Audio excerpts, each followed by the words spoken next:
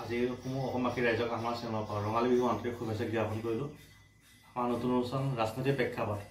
আজি ৰাজনীতিৰ প্ৰেক্ষাপটত অতিথি হিচাপে উপস্থিত আছে নতুনকৈ অন্তৰ্ভুক্ত হোৱা ৰহা সমষ্টি, যি 12 পৰ্যায়ৰ গাঁও পঞ্চায়ত আঞ্চলিক বিজেপি দলৰ পৰা পক্ষপাত পাৰ্টি এপি মেম্বাৰ টুটুমণি ডেকাদলৈ। আহকচোন তেওঁলোকে চিনাকি হওঁ। নমস্কাৰ, মোৰ নাম শ্ৰীমতী টুটুমণি ডেকাদলৈ। মই এবাৰ 12 পৰ্যায়ৰ গাঁও পঞ্চায়তৰ পৰা আঞ্চলিক পৰিষদৰ এপি মেম্বাৰ হিচাপে দলৰ পৰা মনোনীত হৈছোঁ।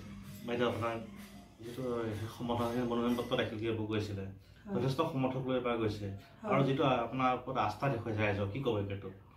এই ক্ষেত্ৰত মই খুবেই সুখী, যিহেতু ভাৰতীয় জনতা পাৰ্টীৰ পৰা মোক যিহেতু প্ৰাৰ্থিত্ব প্ৰদান কৰিছে, তেওঁলোকে দলৰ পৰা টিকেট প্ৰদান কৰিছে, আৰু সেইমতে দলৰ যিবিলাক কাৰ্যকৰ্তা বা কৰ্মী আমাৰ গ্ৰাছৰুট লেভেলৰ পৰা গাঁৱৰ অঞ্চলৰ পৰা যিবোৰ আছে সকলোৱে উৎফুল্লিত আৰু সকলোৱে সহায় সহযোগ আগবঢ়াই লৈ গৈছে তেওঁলোকে মনোনয়ন প্ৰদান কৰিবলৈ। আপুনি ইয়াৰ আগতো আপুনি মহিলা বহুতো সংগঠনত জড়িত হৈ আছে। হয় হয়। এই ক্ষেত্ৰত কি ক'ব আপুনি?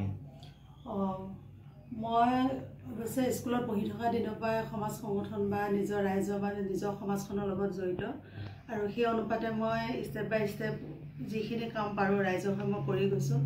মই তিৱা মহিলা সন্থা প্ৰায় 15 চনৰ পৰা 22 চনলৈ মই কাৰ্যভাৰ লৈ আছিলোঁ, আৰু তাৰপিছতে বিভিন্ন ৰাস কমিটিয়ে হওক বা ৰাস কমিটিৰ মই সম্পাদিকা, আৰু আজি 9 বছৰে মই ৰাসখন খুব সুন্দৰভাৱে পৰিচালনা কৰি আছোঁ।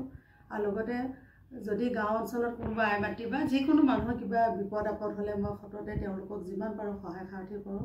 আৰু সেইমতে মই তিৱা কাউন্সিল ইলেকশ্যনতো দলীয়ভাৱে মই টিকেট পোৱা নাছিলোঁ বা ৰাষ্ট্ৰীয় দলত, কিন্তু নিৰ্দলীয়ভাৱে মই দুবাৰ অৱতীৰ্ণ হৈছোঁ। যথেষ্ট ৰাইজৰ মৰম চেনেহ পাইছোঁ। যদিও মই পৰাজিত হৈছোঁ, কিন্তু মই নিজকে পৰাজিত হোৱা বুলি ভবা নাই, যিহেতু যিসকলে মোক ভোট প্ৰদান কৰি সিমানখিনিলৈকে আগবঢ়াই দিছে, তেওঁলোকৰ আশীৰ্বাদত আহি আজি ভাৰতীয় জনতা পাৰ্টীত যোগদান কৰাৰ পিছত মোক দলে এই পদটি প্ৰদান কৰাৰ বাবে দলৰ সকলো আমাৰ মুখ্যমন্ত্ৰী আমাৰ হিমন্ত বিশ্ব ছাৰ, আৰু লগতে আমাৰ কৰ্মদক্ষ যি সুদক্ষ আমাৰ মন্ত্ৰী পীযুষ ডাঙৰীয়া ছাৰ, তেখেতসকলে অন্তৰৰ পৰা ধন্যবাদ জ্ঞাপন কৰিছোঁ।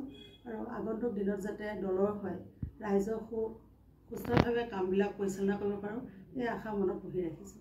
হয়, আপোনাৰ 12 বজাত গৌৰৱৰ কথা। আপুনি